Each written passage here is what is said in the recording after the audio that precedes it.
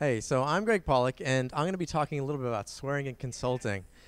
So about a year ago, I decided to try to build a consultancy. I saw what companies were like HashRocket were doing, and I was like, what would it take to build the optimal work environment for developers? So I've never read a business book in my life, so I learned a lot, and I thought I would go through a couple principles that I learned. So first of all, so stuff you would want to know about with doing a consultancy. A lot of consultancies don't put their phone and email prominently on their webpage, or even if you have a blog, make sure you have that on your blog. It's so annoying when people don't, because people might want to get in contact with you, and a lot of times they're more likely to call you than fill out some request form. Also, it's important to make yourself look human. You can do this by the text you put on your website. We do this by taking silly pictures of each other, and then if someone takes a picture of you, you don't get to choose what goes up on there. So I freaking hate my picture up on there. But so does everybody else sitting over there. So it's all good. So steal a good services agreement. These guys, newleaders.com, have this freaking awesome services agreement that's under Creative Commons that will save your ass if you don't have one. Make sure you get it. Tell me to send you the link. They even have like an audio narration of it so their clients can understand it. Always get money up front. There's two ways you can do this. The first way you can do this is with a deposit, right? So you can have a deposit they give you up front, which represents like the last week of work you ever do for them. The second way you can do this, what we do, is prepayment. How do you do that? Well, at the beginning of your project, let's say, for example, your rate is $115 an hour. This project's going to take maybe 300 hours, so you tell them it's going to take roughly this. Or you can prepay us in like bulk 40 or bulk 60 hours, and then, well, you're obviously going to save $4,500. You put that in that sort of terms at the beginning of the project, people will go for it. So all of our clients are prepaid. Never do fixed bid contracts. I really do not believe there's any way to make this work successfully. I could be wrong. If you think I'm wrong, come talk to me. I'd love to know about how you do it. But I think software naturally evolves, and it's really hard to do that with fixed bid contracts. Another reason you want to do fixed bid contracts is you want to be able to walk away at any point.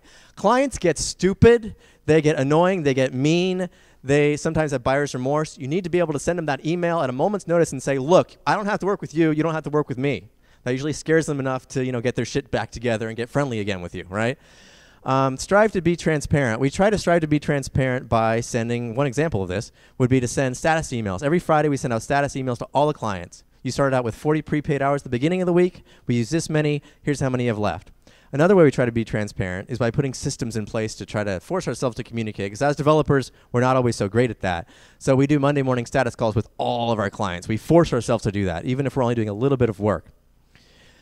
Don't be afraid to apologize to your clients. We all make mistakes, and it's not a big deal to say, listen, we screwed up with this. It's going to take a little extra time. I'm sorry. It's going to make you look honest. They're going to like you better, and you're going to make a friend. And I think the best clients are people that are friendly, that you make friends of. Going along with that, it's okay to eat hours, but let your clients know about it.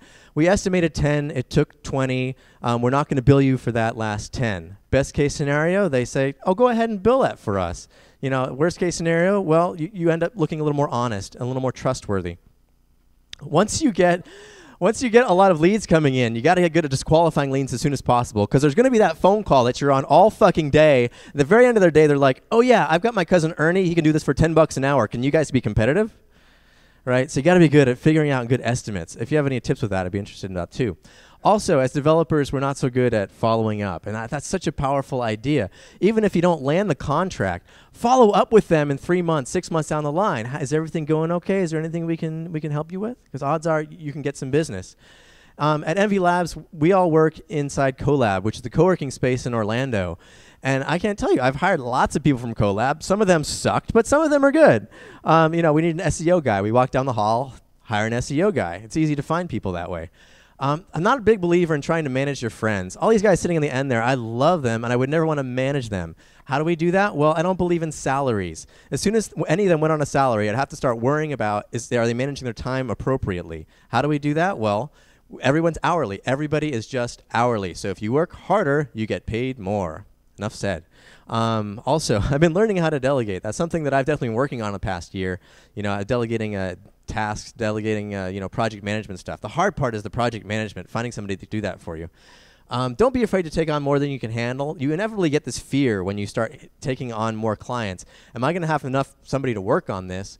But you need to work on it so you can have enough confidence in yourself to say, yeah, I'm going to take this on and I'll figure it out. Worst case scenario, I'll hire another consulting firm to do the work, which leads to this last point: never pass up on work. Odds are there's somebody else in your community that's also trying to do a consulting company. Figure out who they are, give them the lead, and ask for a 10% referral fee. So I'm still learning here. I'd love to learn about how you guys, do business. If you associate with anything stuff I'm talking about, I'd love to tell you more about how we do things at MV Labs. Maybe buy me a scotch. Not tonight though, because we have the Rails 3 tutorial in the morning. Thanks.